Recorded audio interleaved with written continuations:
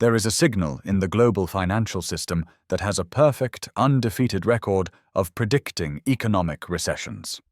It isn't the chaotic noise of the daily stock market. It's not the panicked headlines or the endless political debates. It is the silent, mathematical verdict of the bond market. It perfectly telegraphed the 2008 financial crisis. It called the 2000 dot-com bust. It even signaled the 1929 Great Crash.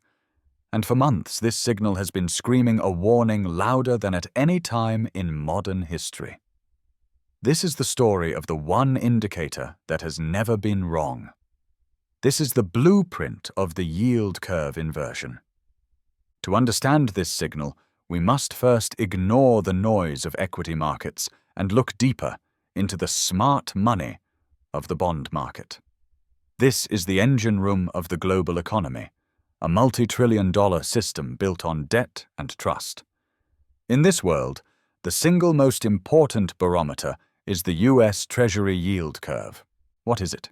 In simple terms, it's the difference in the interest rate, or yield, paid on short-term government bonds, like the 2-year Treasury, versus long-term government bonds, like the 10-year Treasury. In a healthy, growing economy, this curve is always upward sloping. Lending your money to the government for 10 years is inherently riskier than lending it for 2 years, more time for inflation or a crisis to erupt. To compensate for that risk, investors demand a higher interest rate on the 10-year bond. This is financial common sense. It's the sign of a stable system that expects future growth.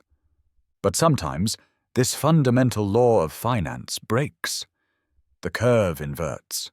An inversion is a deeply unnatural state where short-term bonds begin to pay a higher interest rate than long-term bonds. This isn't a minor technical glitch. It is the most potent and reliable distress signal in all of finance. It is the financial equivalent of a tsunami warning. It happens for 2 primary reasons. First, it signals that the Federal Reserve is aggressively hiking short-term interest rates right now, attempting to kill runaway inflation by making money expensive and deliberately slowing the economy. Second, it signals that the market itself is terrified of the immediate future. Investors become so convinced a recession is coming that they stampede into long-term bonds to lock in a safe return, accepting a lower yield for a decade just to protect their capital from the impending crash. An inverted yield curve, therefore, is a tug-of-war. It's the Fed pulling the handbrake on the economy while the market braces for the inevitable impact. Every single U.S. recession for the past 6 decades has been preceded by this exact signal. There are no false positives. And today, we are witnessing one of the deepest and longest-lasting inversions on record. Yet the dominant narrative remains one of a soft landing, that the economy is resilient, that the rules have changed. We are told, as always, that this time is different. This brings us to our central, urgent question. Is it? Or is the bond market, with its flawless predictive record, telling us a severe economic contraction is no longer a possibility, but a mathematical inevitability? To answer that, we must first establish the blueprint. We begin our analysis not with theory, but with the most painful and recent validation of the signal, the 2008 global financial crisis. If we are to believe the "this time is different" narrative of today, we must first understand why it was so catastrophically wrong then. The mid-2000s were a period of supreme, almost narcotic confidence. Economists called it the Great Moderation. Central bankers, including Federal Reserve Chairman Ben Bernanke, celebrated that they had finally tamed the boom and bust cycle. The consensus was that sophisticated financial engineering, tools like mortgage-backed securities, MBS, and collateralized debt obligations, CDOs, had distributed risk so effectively that the system was safer than ever. The U.S. housing market, the bedrock of this new prosperity, was described by the Fed itself as having only regional froth. The stock market was roaring to new all-time highs. This was the context, a flawless narrative of permanent stability. But underneath this narrative, the core crisis was metastasizing. The entire edifice was built on a mountain of high-risk, unpayable subprime mortgage debt. These loans were packaged, given fraudulent AAA ratings, and sold to investors worldwide as safe assets. The system wasn't distributing risk, it was concentrating it and hiding it in plain sight. It was a time bomb. And in the deep, quiet circuits of the bond market, the fuse was lit. While the stock market partied, the Federal Reserve was quietly getting worried about inflation. From 2004 to 2006, the Fed hiked its short-term interest rate, the Fed funds rate, 17 consecutive times. This is the flawed choice, though at the time it seemed like responsible policy. The Fed was trying to tap the brakes on a hot economy. But in an over-leveraged system, tapping the brakes is identical to triggering the detonation. Here is the mechanism. Those 17 rate hikes directly increased the payments on the weakest links in the chain, the adjustable rate subprime mortgages. Simultaneously, long-term investors, sensing the profound sickness in the housing market, began to panic. They fled from risky assets and piled into the safety of long-term 10-year Treasury bonds. This massive demand pushed down long-term interest rates. The result? In August 2006, the inevitable happened. The 2-year Treasury yield rose decisively above the 10-year yield. The curve inverted. The bond market, the smart money, had rendered its verdict. It announced to anyone who would listen that the Fed's short-term policy was an act of economic suicide. It was choking off the very credit that the housing bubble needed to survive. The inversion was the market screaming that a recession was now locked in. The reaction from the establishment was not panic, but dismissal. This is the crucial step. The "this time is different" excuse was deployed immediately. Pundits and officials, including Bernanke himself, argued that the signal was broken. It was distorted, they claimed, by a global savings glut, a flood of foreign money that was artificially pushing down long-term rates. The argument, in short, was that the new globalized economy had rendered the old rules obsolete. The indicator was a relic. This dismissal gave birth to the final fatal phase, the lag. The curve inverted in August 2006. The stock market, the dumb money, ignored it completely.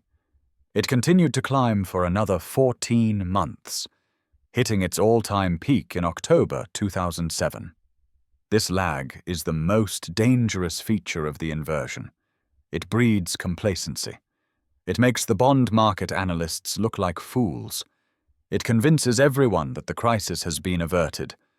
But the lag is not a reprieve. It is the time it takes for the poison of high short-term rates to work its way through the bloodstream of the economy. Throughout 2007, the subprime defaults, triggered by the Fed's rate hikes, began to cascade. By March 2008, the investment bank Bear Stearns, loaded with toxic MBS, collapsed and had to be rescued. The system shuddered. 6 months later, in September 2008, Lehman Brothers was allowed to fail. The inevitable consequence was immediate and total. The signal was proven correct in the most violent way imaginable. The Great Moderation was revealed as a debt-fueled illusion. The safe financial engineering was exposed as a transmission mechanism for systemic collapse. The experts who had dismissed the signal were wrong. The simple mathematical signal was right. The 2008 crisis, therefore, was not a black swan. It was not an unpredictable, out-of-the-blue event. It was a perfectly telegraphed, mechanical, and inevitable outcome. The yield curve didn't just predict the crisis. It was an active part of the mechanism that caused it. It was the objective scoreboard showing the collision between reckless Fed policy and a fragile, debt-saturated economy. This is our foundational blueprint. A euphoric bubble, a central bank hiking rates, an inversion, a period of arrogant dismissal, a fatal lag, and a devastating crash. But perhaps the 2008 blueprint feels too specific. It was, after all, a crisis of debt, a failure of the plumbing of the credit markets. What about a classic stock market bubble? A mania of psychology, not of collateral? To answer this, we look at the first echo of the new millennium, the 2000 dot-com bust. This was a different kind of crisis, born from a different kind of faith. The core crisis wasn't hidden in complex debt instruments, it was openly celebrated on television. It was the belief in a new economy, a paradigm shift driven by the internet, where old metrics like profits and revenue no longer mattered.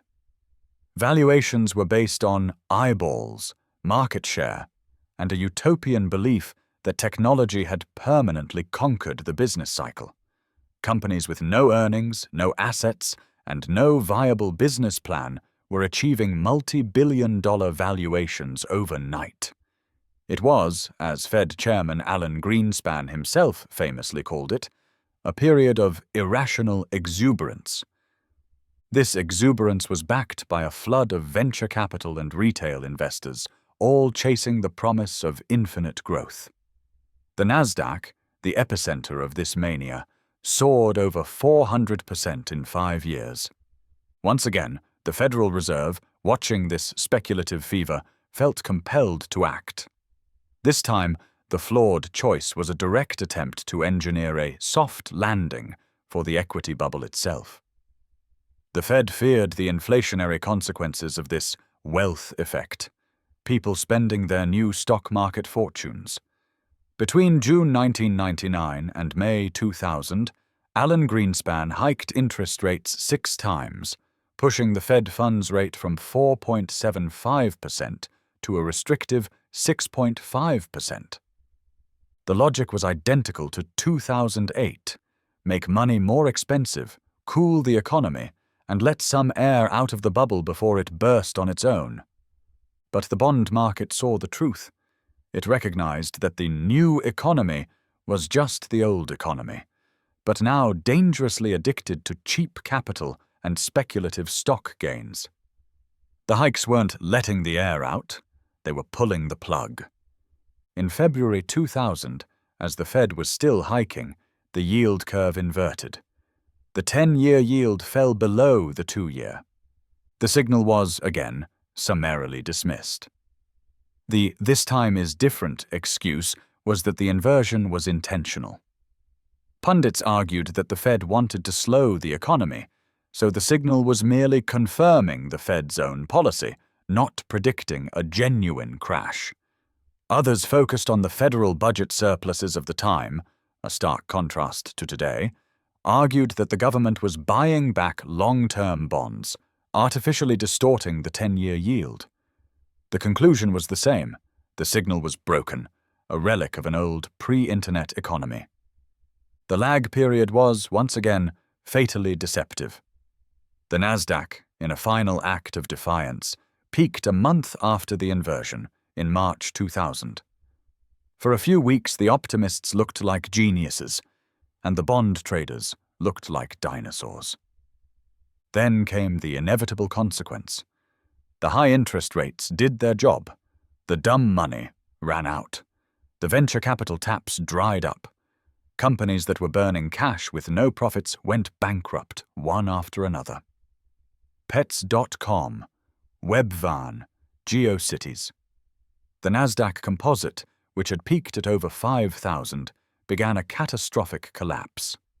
By October 2002, it had fallen nearly 80%, wiping out trillions in new economy wealth. And just as the bond market had infallibly predicted, the real economy followed the financial one. The United States officially entered a recession in March 2001.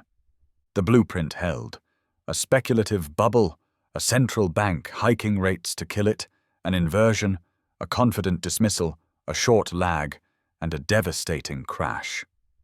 The yield curve had proven it was not just a predictor of debt crises, but of confidence crises. It was the objective arbiter of reality, and it had called the death of the new economy paradigm to the day. This pattern is not a new phenomenon. It is not a feature of our complex, globalized, post-Bretton Woods system. The yield curve's predictive power is built on a law of finance that is as old as central banking itself. To prove this, we must wind the clock back to the most infamous financial cataclysm of all: the Great Crash of 1929. The Roaring Twenties were, in almost every way, a more extreme version of the 1990s.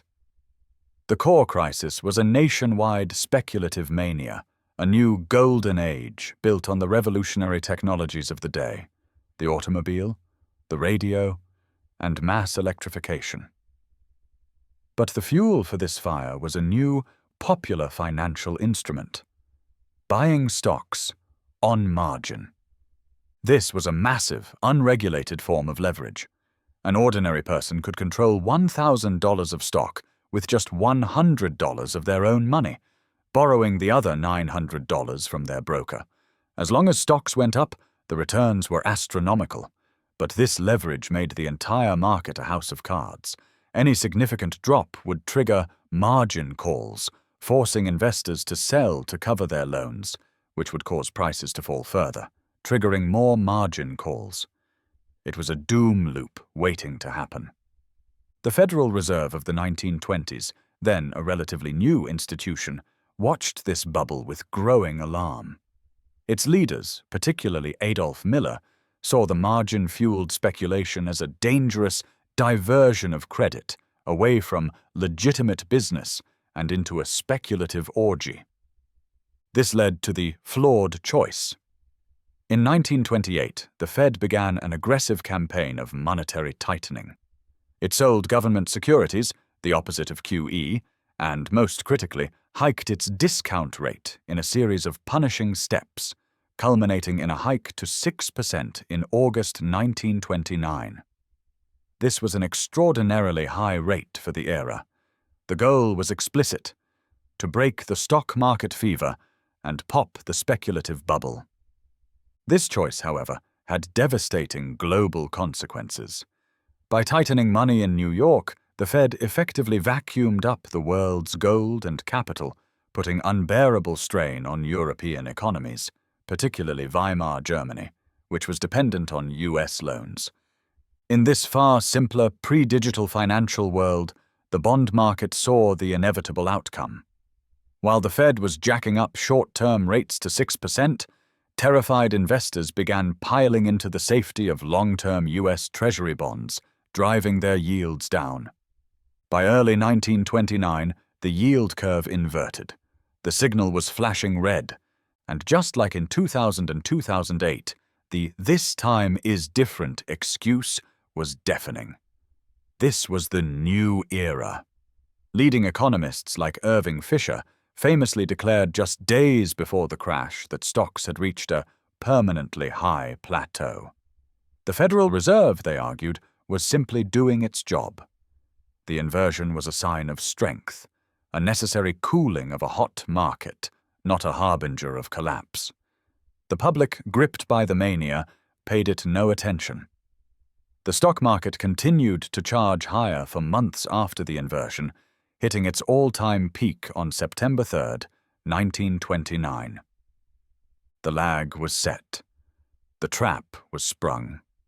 The inevitable consequence arrived just weeks later. The high interest rates finally bit. The easy money for margin loans evaporated. On October the 24th, Black Thursday, the market cracked. A week later, on Black Tuesday, it disintegrated. The margin calls began their catastrophic cascade. Billions in wealth vanished in hours.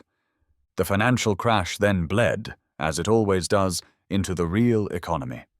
The Fed's policy had not just popped a bubble, it had shattered the global credit system. Businesses, starved of capital, failed. Banks, Their assets now worthless collapsed by the thousands. Unemployment surged from 3% to over 25%. The Great Crash was not an accident. It was the direct, mechanical, and foreseeable consequence of a central bank deliberately tightening monetary policy into a fragile, over-leveraged speculative bubble. And the yield curve, the simple, objective difference between short-term fear and long-term safety, had provided the final, infallible warning. From the ruins of 2008's subprime collapse to the digital ashes of the 2000 dot-com bust, and even in the 1929 margin call that brought the world to its knees, the pattern is identical. The actors change, the technologies evolve, the excuses are modernized, but the underlying mechanism does not. When we analyze these historical echoes, we see that the yield curve inversion is not merely a passive predictor. It is not a crystal ball. It is, instead, the final critical gear in a four-step economic machine that actively manufactures a recession. This is the mechanism. It is the infallible clockwork of the credit cycle. Step 1. The core crisis, the bubble. It always begins with a period of irrational exuberance. A new paradigm, a new technology, or a new financial instrument creates the illusion of permanent prosperity. In 1929, it was margin debt and the radio. In 2000, it was internet stocks and the new economy. In 2008, it was subprime mortgages and financial engineering. In each case, a speculative bubble inflates, fueled by cheap credit and a suspension of disbelief. This bubble becomes the core crisis, a systemic vulnerability that makes the entire economy fragile, whether the public knows it or not. Step 2. The responsible choice. The Fed hikes. The central bank, the Federal Reserve, eventually awakens to the danger. It sees the speculative fever, it sees the rising inflation, and it decides to act. It makes the seemingly responsible choice to cool the economy and tap the brakes. It does this by aggressively raising short-term interest rates. This was the explicit goal of the Fed in 1929, in 2000, and in 2006. This policy, however, is a fatal miscalculation. It is the flawed choice because the system is far more fragile than the central bankers believe. They aren't tapping the brakes, they are detonating the bomb. Step 3. The inversion. The market's verdict. This is the aha moment. The Fed's action creates an immediate, visible split between policy and reality. The Fed controls short-term rates, so its hikes push the 2-year yield up. The market, however, controls long-term rates. And the market, the smart money, sees that the Fed's hikes will inevitably break the fragile bubble. Investors panic, stampeding out of the risky bubble and into the long-term safety of 10-year bonds. This massive demand crushes 10-year yields. The 2-year yield rises to meet the falling 10-year, and the curve inverts. The inversion is the objective, mathematical snapshot of this collision. It is the market screaming that the Fed's policy is a mistake, and that a recession is now unavoidable. Step 4. The dismissal and the lag, the inevitable consequence. This is the most dangerous, most human part of the mechanism. The signal is now flashing bright red, but the establishment, the policymakers, the media, and the dumb money in the stock market promptly dismisses it. They deploy the "this time is different" excuse. In 1929, it was a new era. In 2000, it was a new economy and a budget surplus. In 2008, it was a global savings glut. These excuses create a fatal lag, where the stock market often makes one last euphoric push to new highs. This lag convinces the public that the danger has passed. But the lag is not a reprieve. It is the time it takes for the poison of the Fed's high short-term rates to circulate through the real economy. It's the time it takes for the subprime loans to default, for the dot-coms to run out of cash, for the margin calls to trigger. And then, without fail, the lag ends, and the inevitable consequence, the recession and the crash, arrives. This four-step mechanism shows us that the yield curve is the clock of the credit cycle. It tells us precisely where we are in the story. And its inversion is the story's climax. The moment the Fed's policy choice has made the recession a mathematical certainty. So, where are we today, in October 2025? If we are to believe the consensus, the danger has passed. The battle is won. We are in the midst of the soft landing, the miracle scenario that eluded every previous generation. The headlines are triumphant, celebrating an economy that has absorbed the most aggressive Fed hiking cycle in history and continues to post resilient GDP growth. The stock market, after a brief pause, has rewarded this new paradigm. And most importantly, the signal that caused so much panic is gone. The yield curve, after the longest and deepest inversion in modern history, has finally uninverted. As of today, the 10-year Treasury once again yields more than the 2-year. The all-clear has been sounded. The "this time is different" narrative has, for the first time, been proven correct. This is the mirror, and this is the paradox. Because when we apply the four-step mechanism, our infallible historical blueprint, to the present day, we do not see a soft landing. We see the final, most deceptive and most dangerous phase of the entire cycle. We see a system that has not defied the mechanism but has completed it perfectly. Let us apply the checklist. Step 1. The core crisis. The bubble? Check.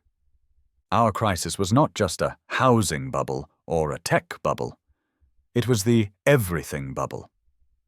For over a decade following the 2008 crash, global central banks, led by the Federal Reserve, held interest rates at zero or even negative. They pumped over $20 trillion of liquidity into the system via quantitative easing. This was the largest, most deliberate, and most sustained credit expansion in human history.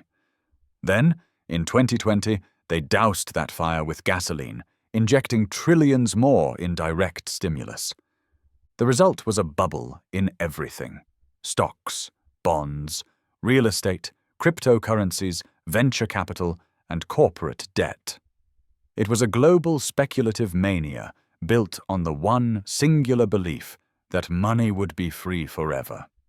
This was the core crisis, a system more leveraged and more dependent on cheap credit than at any other time in history. Step 2. The responsible choice. The Fed hikes. Check it. In 2021, the inevitable consequence of this money printing arrived: inflation. After first dismissing it as transitory, a fatal error in judgment, the Federal Reserve was forced into a panic. In March 2022, it began the flawed choice, the most violent and aggressive rate hiking cycle in 40 years. It slammed the brakes on the economy, driving the Fed funds rate from 0% to over 5% in just over a year. It was a desperate attempt to prove its credibility and kill the inflation it had created. But in doing so, it pointed a loaded gun directly at the everything bubble. Step 3. The inversion. The market's verdict. Check. The bond market's reaction was not subtle. It was historic. The 2-year 10-year curve inverted in July 2022. The 3-month 10-year, often considered the Fed's own preferred signal, inverted in October 2022. It didn't just invert, it collapsed to levels not seen since the stagflationary crisis of the early 1980s. For nearly 2 full years, the smart money screamed its verdict. The Fed's hikes were a catastrophic error. The rate hikes would not cool the bubble, they would shatter the debt-saturated foundation of the entire global economy. A recession was now a mathematical certainty. This brings us to today. The soft landing. The triumphant, "this time is different." This is step 4. The dismissal and the lag. The entire soft landing narrative is the most arrogant dismissal of the signal ever recorded. The argument, championed by policymakers and media pundits, is that the economy's resilience, its low unemployment and positive GDP, proves the signal was broken. They argue that the post-COVID economy, with its supply chain shocks and strong consumer balance sheets, is a new paradigm that has rendered the old rules of finance obsolete. This is precisely the same hubris we heard in 1929, 2000, and 2007. The lag period, which has felt agonizingly long, is not a sign of the signal's failure. It is a sign of the bubble's scale. The everything bubble was so enormous and so thoroughly saturated the system with liquidity that it has taken this long for the poison of 5% interest rates to work its way to the heart. Now, we must refute the counter-argument, the claim that the danger is over. The soft landing narrative rests on 2 pillars of sand. First, the belief that the Fed is cutting rates because it won. The search data confirms the Fed began cutting rates in September 2024 and is expected to cut again today. This is not a victory lap. This is a panic pivot. The Fed is cutting rates now because their own internal data shows the catastrophic damage from their 2022 to 2023 hikes is finally surfacing.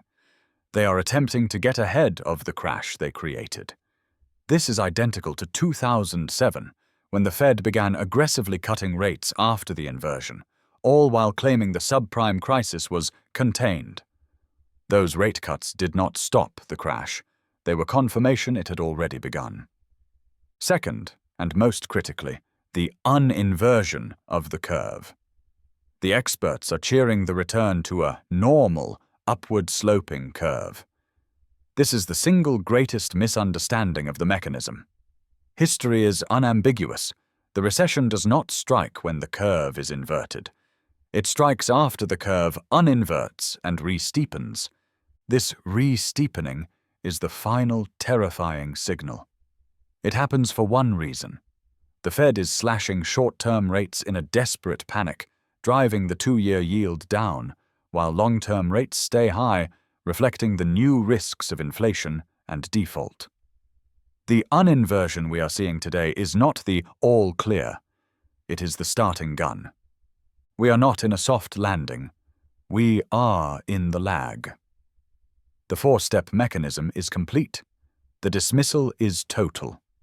The clock, which has been ticking since July 2022, is no longer counting down. It has just struck 0. The consensus is now celebrating the soft landing. They are cheering the uninversion of the yield curve as the definitive all-clear signal. But history, our only reliable guide, shows this is a fatal misreading of the evidence. The re-steepening of the curve is not the end of the warning. It is the beginning of the consequence. It is the final definitive proof that the "this time is different" crowd was, once again, completely wrong. They were wrong about the new era in 1929. They were wrong about the new economy in 2000. They were wrong about the Great Moderation in 2008. And they are wrong about the soft landing today. History shows us that the road from this precise point is not a return to stable growth.